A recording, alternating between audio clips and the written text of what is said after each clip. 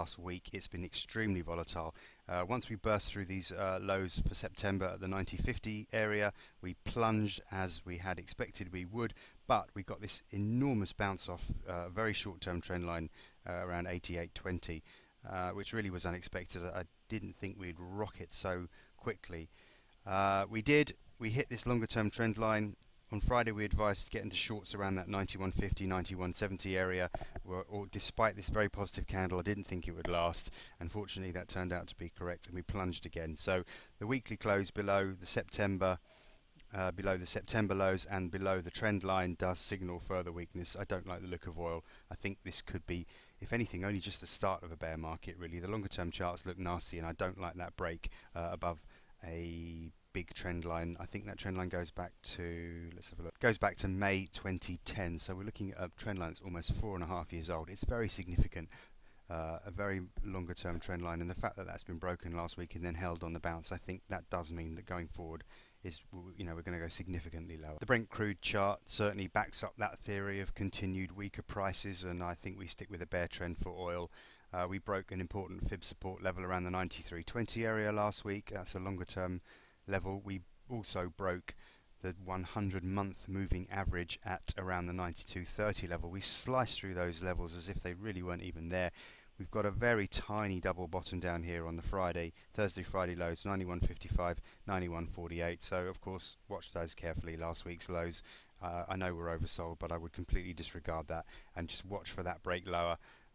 We're to keep this downtrend intact. It doesn't look good. I wouldn't be at all surprised to see a retest of 88.50. That's the 2012 lows. We're not enormously far away from there at the moment. So $4 or something, wouldn't take much to get down there.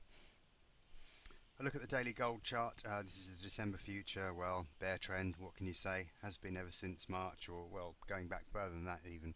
We've been in a bear trend for a very long time. We paused a little bit around the end of September, but we broke lower again on Friday. Not a huge surprise, really. I think, as I said in the report, we're so close to 1185, 1180. We're going to have to test it. Those are the previous lows that we saw last year and right at the beginning of this year. Big support level. We are oversold, but I don't think that's going to hold. I think we may pause there at best. Look for a bounce back maybe initially. It's a big level. Everyone's focused on it, so everyone's aware of it. I think eventually the stop hunters will be out and they'll try and push it down, and I think they will succeed.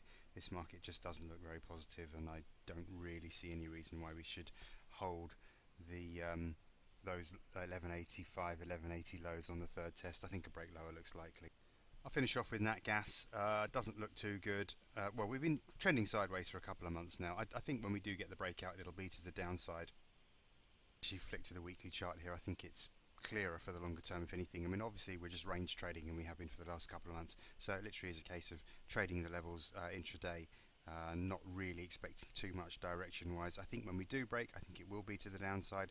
We've been holding below this 200 week moving average now, or is that's the 100 week moving average, I should say. Been holding below there for quite a long time, and I think eventually we break, but as I say, all you can do is trade the levels until we get some sort of direction.